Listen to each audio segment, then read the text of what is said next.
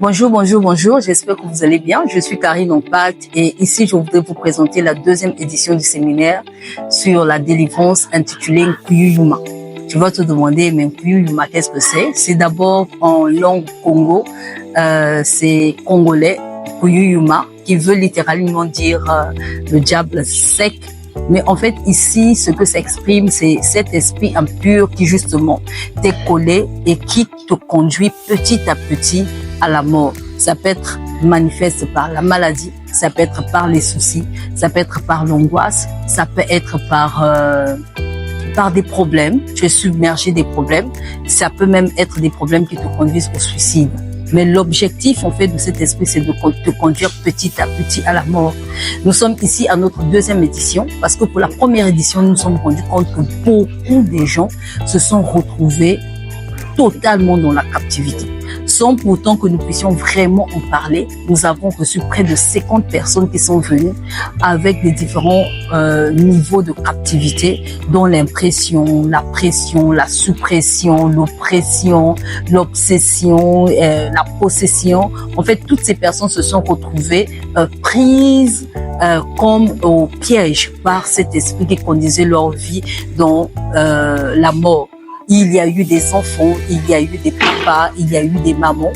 Et parmi les enfants, je veux juste vous donner un témoignage de cette fille qui donc nous raconte que elle, parce que sa mère était malade et qu'elle avait déjà perdu son père, elle est tombée comme dans une dépression.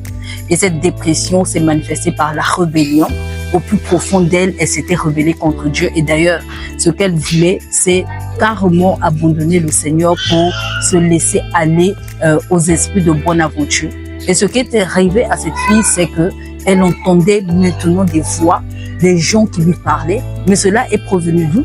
Ça a tout simplement eu l'origine à un inconnu qui lui a acheté une glace en chemin. Elle était avec ses amis et l'inconnu a voulu manifester une bonne volonté, on leur a acheté de la glace.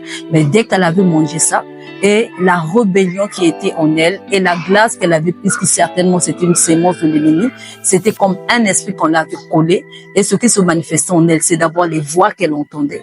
Deuxièmement, elle se voyait totalement enchaînée. Troisièmement, elle était devenue impolie. Quatrièmement, elle avait comme besoin de se suicider. Et cinquièmement, c'est qu'elle était sûre d'une chose, que malgré l'intelligence et ses efforts, qu'elle ne pouvait jamais réussir. Tout d'un coup, toutes ces choses se sont manifestées et la fille était comme dans une angoisse qui demeurait. Et quand elle est venue à la délivrance, elle nous a expliqué toutes ces choses. Et même quand elle priait, elle disait « Je suis fatiguée, Seigneur, aide-moi ».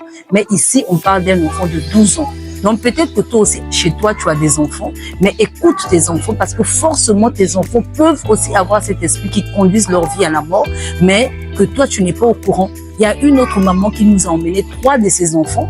En fait, c'est en parlant avec elle après le séminaire qu'elle s'est rendue compte que ses enfants étaient prises de captivité. Comment? Il y a un qui se disait « Ah, mais les autres sont mieux que moi. Moi, je ne vaux rien. Et d'ailleurs, je ne vais pas réussir. » Il y a un autre qui, lui, il voyait comme des gens qui surveillaient sa vie, qui regardaient sa vie quand lui il dormait. Donc, il y avait comme quelqu'un qui était là, qui surveillait. Et l'enfant voyait souvent ces esprits-là. Mais il y a un autre qui est têtu, qui n'entend personne. Mais elle, en suivant le séminaire, elle s'est rendue compte, oh, mais c'est de ça dont on parle. La dépression, l'obsession, telle que son fils aîné était justement obsédé par cet esprit qu'il ne valait rien et qu'il ne devait, que les autres étaient mieux que lui parce que leurs parents étaient riches. Donc, c'est des petites choses comme ça. Vous pouvez peut-être négliger. Vous allez vous dire, oh, c'est peut-être la jeunesse. Vous allez vous dire, oh, c'est peut-être la convoitise. Mais tout au fond, ce sont des choses après qui changent la vie des enfants.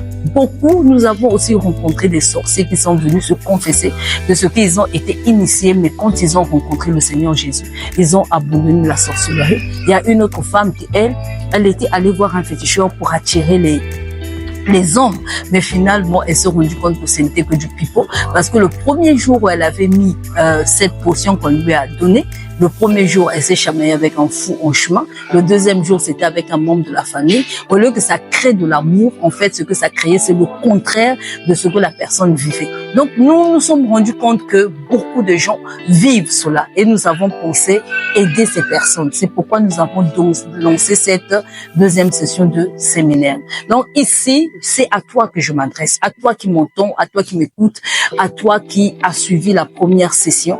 Peut-être que tu as de la famille qui est encore dans la captivité. Je t'invite. La deuxième session, elle a déjà débuté aujourd'hui, mercredi, et nous serons là jeudi, nous serons là vendredi et samedi, nous aurons encore toute la journée des moments de délivrance. N'hésite pas, parce que certainement ta vie est dans la captivité, certainement tu es dans une prison, certainement rien ne marche, mais viens découvrir quelle en est la cause pour que tu t'en sortes. Je compte sur toi. Nous sommes au 141 de la rue Kamoma à Mongali, à Régenevial. Nous commençons à partir de 17h et à 18h30, nous avons fini. Que le Seigneur vous bénisse. Je vous attends.